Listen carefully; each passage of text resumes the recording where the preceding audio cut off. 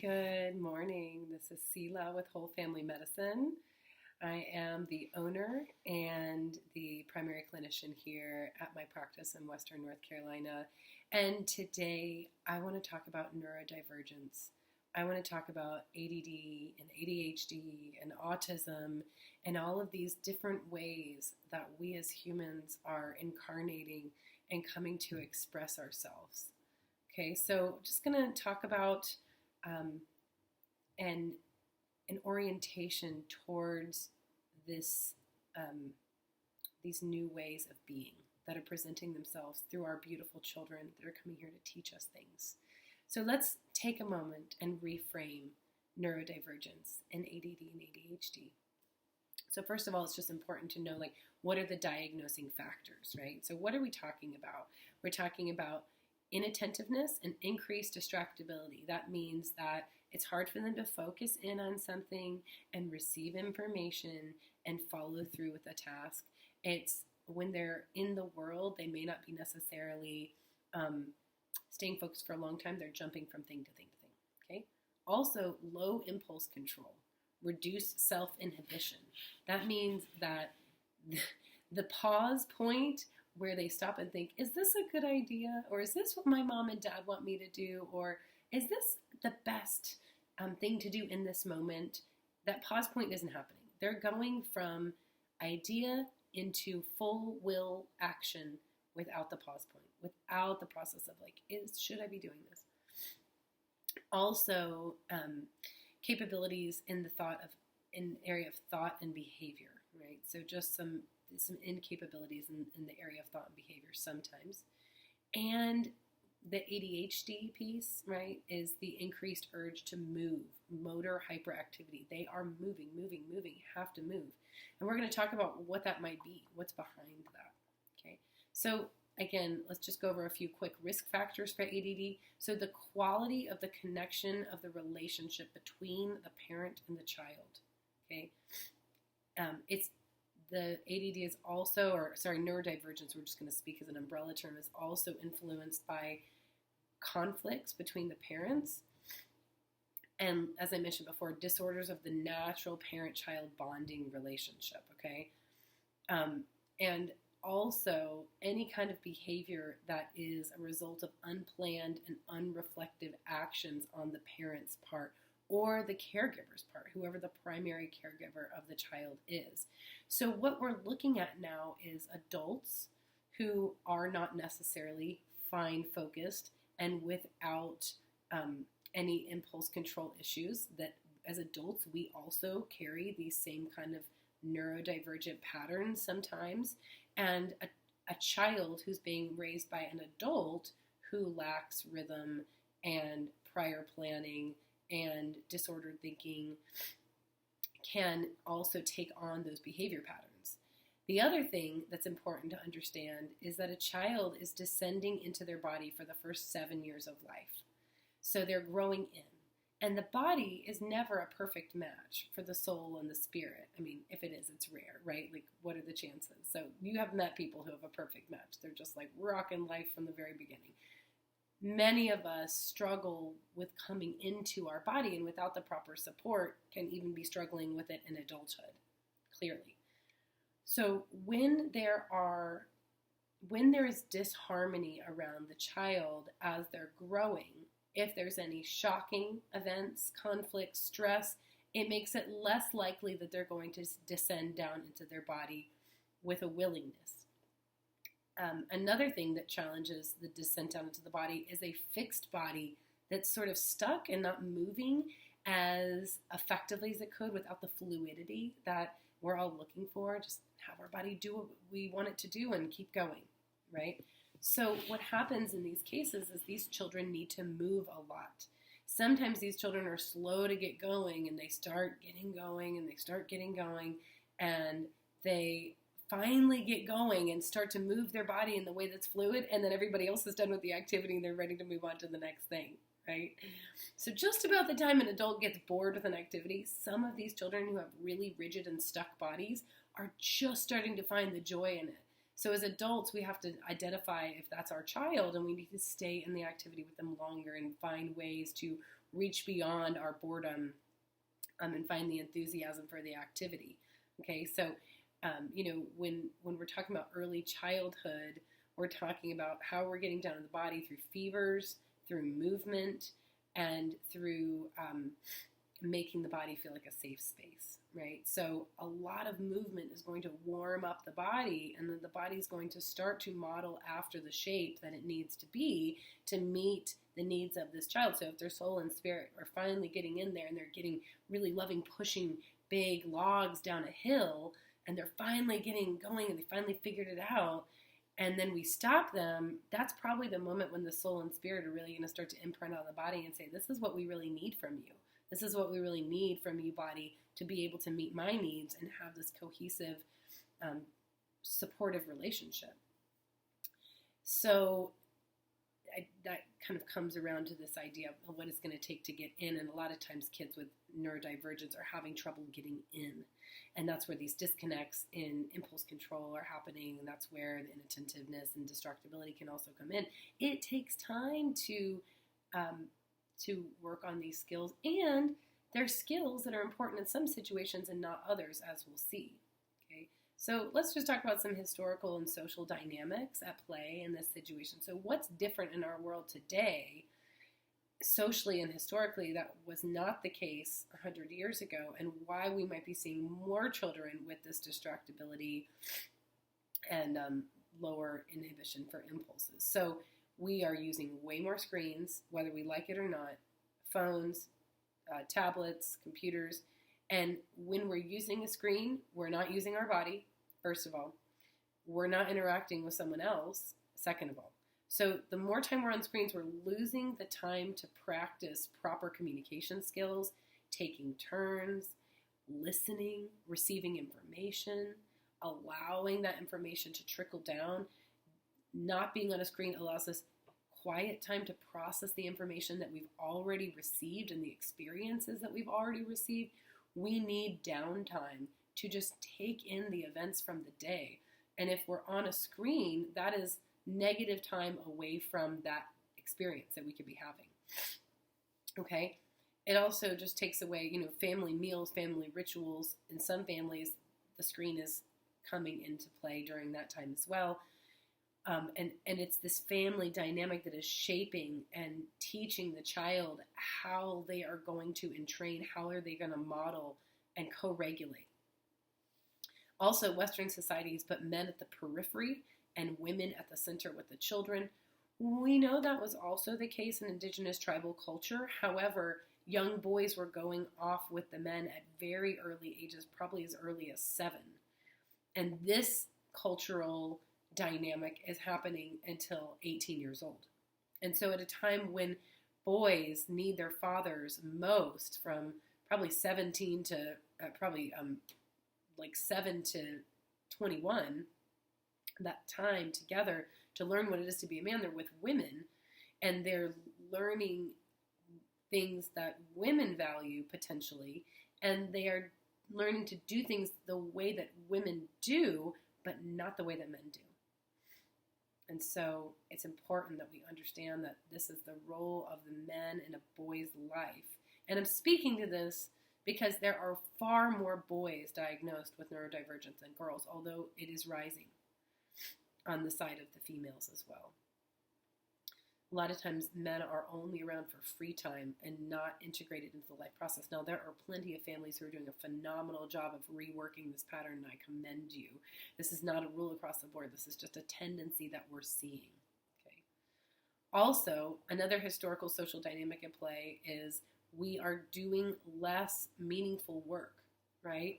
I have a robot vacuum cleaner in my house. My children are not sweeping, right? I'm admitting it right here. I like to push the button and turn it on. We went from using a wood stove to having a mini split air conditioning heat in our house recently. We're not carrying wood. We're not chopping wood. So we're losing meaningful activity that allows our children to use their physical bodies to warm them, to make that physical body more acceptable to the soul and spirit, so the soul and spirit can do a better job of directing the physical body in a fluid and comfortable and appropriate manner. We're losing those activities that do those things. So what could you do? Get a big round of wood and get nails and hammers and let the kids practice nailing. Let them move wood. Let them help you pick up things on your property and move trash and, anything meaningful that you can involve them in at a very early age. Children love to help. My 2-year-old unloads the dishwasher, okay? It is possible. You just have to catch them while they're young. Also, we've lost a lot of free space. We've lost this time and space where children can just go and nobody knows what they're doing and nobody cares because they're off on your property in a safe way, wandering in the woods and just digesting, just processing, just being and acting wacky, and it's okay. And we had this idea to build each of our girls' playhouses where they can just get messy and dirty and have all their potions and science experiments, and I'm not going to lose it because there's sandy science experiments all over my kitchen, okay? I need my space to be clean and orderly for my own neurodivergence to be at rest and be able to operate properly. It really helps me to have a clean and clear space. But the children also need a space to do what they need to do to help themselves feel healthy. Also, another interesting piece is children whose biological father live in the house are 2.2 times less likely to be diagnosed with neurodivergence. That's interesting. So, when we are unable to hold a household together due to our differences, when we are unable to find that peace together, it creates an environment where we are putting our children at risk. And there's many ways that we can bridge that gap even in separated and divorced families by creating a more cohesive relationship between the parents so that the child sees the respect and the appreciation for one another. It is worth it to develop that with your co-parent if you are not in a romantic, engaged relationship any longer. There are ways to still protect your child from these tendencies. And then again, are these tendencies necessarily bad? I'm not saying they are. We're going to talk about that in just a minute. Like I said, but we do want them to be able to cultivate these practices of impulse control and of thoughtfulness and appropriate social dynamics and interaction so that they can utilize those tools when the time is appropriate. So some other risk factors just to note: early life stress, premature birth, early separation from mother, marital conflicts, maternal anxiety. All of these things can cause disorganized behavior and makes it harder for the child to organize themselves. So even a fast or precipitous labor or a long labor where the child may have actually had some physical adjustments to their spine, to their cranium, their sacrum or their spine that may have put them out of balance, chiropractic and cranial sacral can be very supportive in this movement as well. So here's where I want to kind of dive in and rethink attention deficit disorder, hyperactivity disorder, autism, all these neurodivergent sort of behavioral labels that I don't really love. I don't really love labels because labels just allow us to stop trying and stop being creative. Or maybe labels are the soft landing spot that allow us to have more compassion. So we'll talk about that, right? So the foundation of a Western culture, of our technological Western culture, okay, is focused on fine attention rather than a wide-angle lens, right? Our culture favors that and the ability to do small, repetitive movements rather than whole body activity. So those are two pieces, right? One is if we've got a kid who's really not getting into their body, sitting them down and expecting them to move a counting bead from one place to the next or to use a pencil is not the most important activity. The most important activity is going to be, can we get up and move? And so this child's going to be way more helped by chopping wood than learning how to write first. We've got to get them comfortable in their body first. And also, the wide focused attention is very common in other kind of societies that we'll talk about in just a minute, right? So Also, the ability to control one's will is a value of Western technological society. So control of one's will, small repetitious behavior, and fine-tuned focused attention, okay? This is not a society that values creativity, openness to new ideas, okay? That would be indigenous cultures. That would be tribal cultures. That would be cultures where we are not pushing so hard for financial pressures and time pressures. And so really, if we think about what the human being is, we are not a specialized creature. An elephant has tusks and a trunk because they need them, because they do a very specific thing. Dogs do a very specific thing, and so they have teeth that are created and claws that are created. All animals are created with specific body parts because they have a very specific task. Humans are not. Humans are left unimprinted by the universal God, and we are left with this open-ended ability to fulfill our karma and be so many things. And so if we truly believe that that is true about humans, and we truly believe in creativity, and we truly believe in innovation and invention and pushing ourselves forward as a species into the new time, then we have got to welcome the children who cannot operate in the old way. They just can't do it. It's impossible because they are bringing in something so new that it's from the future and we can't recognize it.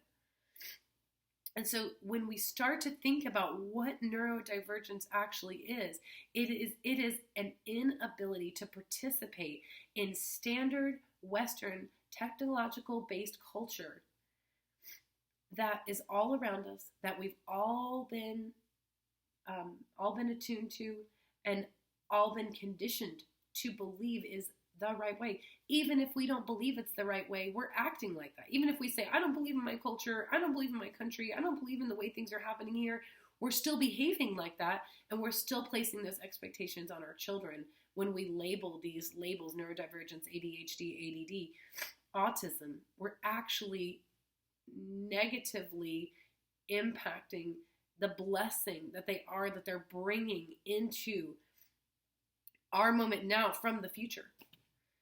So we really think about this. We really think about and we think, and we're going back to the past too and seeing that there are cultures of hunting and gathering that were comfortable with a wide angle lens approach. There were cultures that were not doing small mechanistic activities, and they were not cultures that depended on the control of one's will as much. So I want to just take a second and reframe some of the negative attributes of neurodivergence into a positive potential outcome in adulthood. So if you are compulsive, if you are compulsive about motoring, and if you are not either operating well in your body, like you can't really read what someone else is doing and do it in your own body, or you're just compulsively moving, we might find a child in adulthood who has highly developed kinesthetic intelligence because they have moved so much. They figured out the micro movements in their body and what everything does and how to do it. And this might be someone who's like one of those amazing parkour people who's jumping from rooftop to rooftop and flipping and using poles, and it's like Aladdin, in the movie Aladdin on the magic carpet and jumping from rooftop to rooftop. I mean, you can watch these parkour videos. Or thinking about these guys who are doing free soloing ascents and climbing hundreds of feet up in the air with no ropes on rocks because they are so aware of how to use their body because maybe they used it so much in childhood. Okay, negative, a short attention span, distractibility. Distractibility would be a wide-ranging interest in the world. You're interested in so many things, you can't even focus on one thing because there's so many cool things happening. What an awesome way to be. I can't even focus on one thing because I am so inspired to be alive and there are so many cool things going on, right? Now, what about a short attention span? Panoramic vision, receptive perception, and intense action, or intense attention. So right now, they might have a short attention span, but they might really be able to be those wide-angle, big-picture thinkers, right? So we've got this panoramic vision. We need visionary leaders who can see the big picture. We've got massive social change that needs to happen. There are so many systems in our culture that need to be rebuilt. How are we going to do it? And these children are coming in with the tools for the wide angle perception. These short attention span children, right? So what are we going to do? We're going to invite in this with positive energy, right? Also, okay, here we go. A few more things. Poor listening, inadequate auditory perception processing, and connection to space. Okay, these are visually dominated and forward-oriented perception styles. So these are people who are visually oriented rather than auditory oriented. And what can be done with that? You know, vision is being able to see into the future. Vision is being able to map something out and help other people see it, to share a vision, okay? And then also impulsivity leads to great flexibility and receptivity to new things. They're open to the next thing. They're not going to get stuck in the old way. They're going to be early adopters of new concepts. And also, these children claim to leadership, a very pronounced claim to leadership. They want to be leaders. They want to be in charge of their peers and adults. They are longing for authentic authority. Personal leadership abilities are not uncommon. These are self-starters. These are the people who bring in the new ideas and anchor them here. And we have to celebrate them.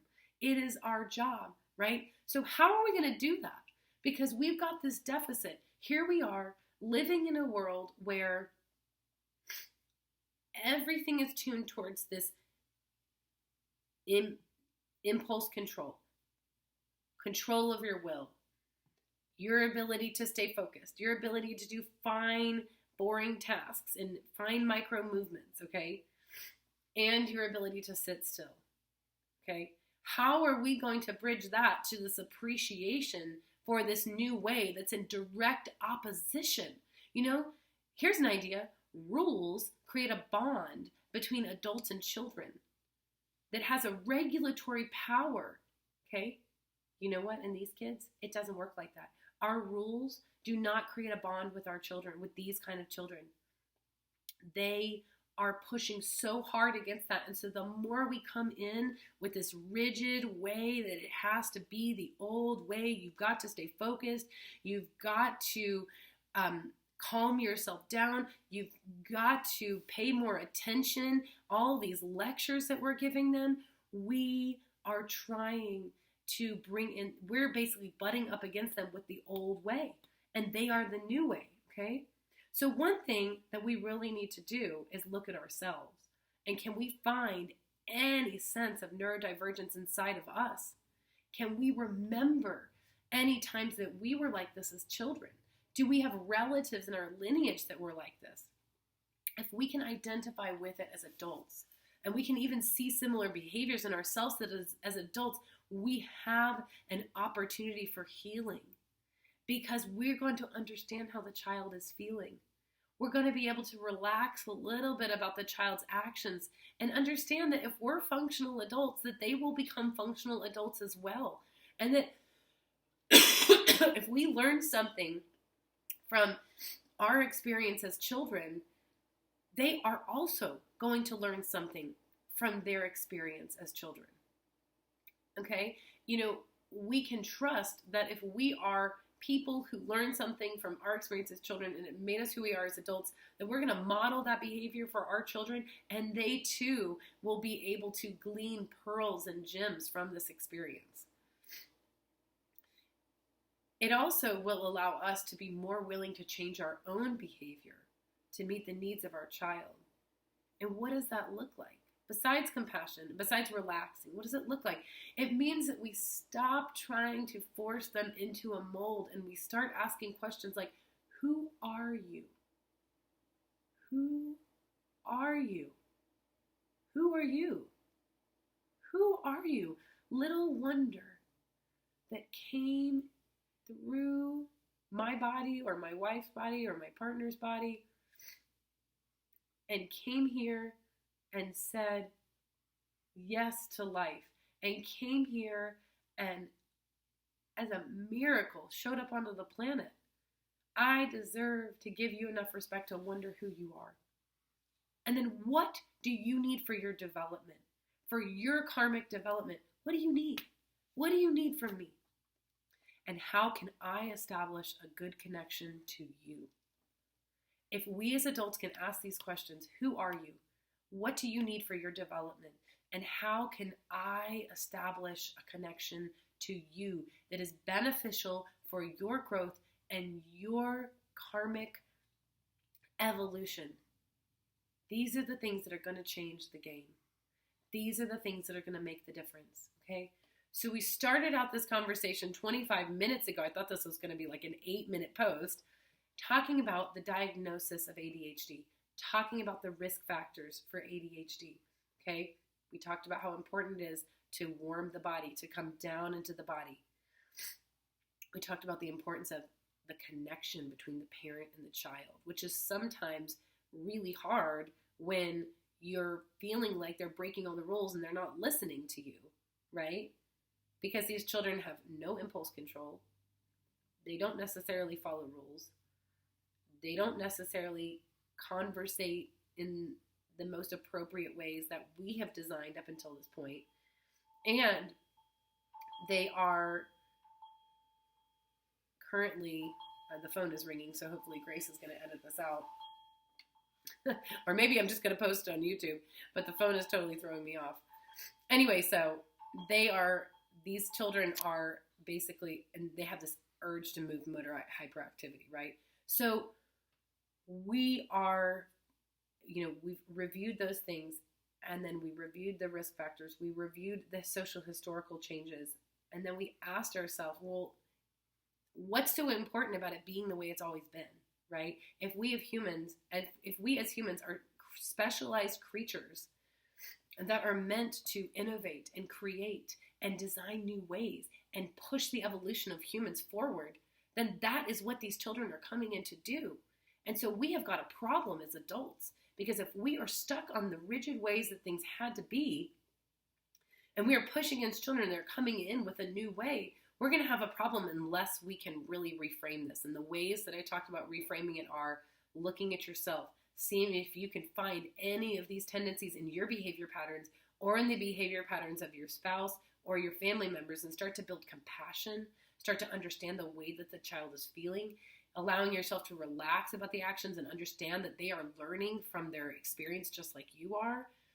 That will allow us to change our behavior and asking questions like, who are you? What do you need from your development?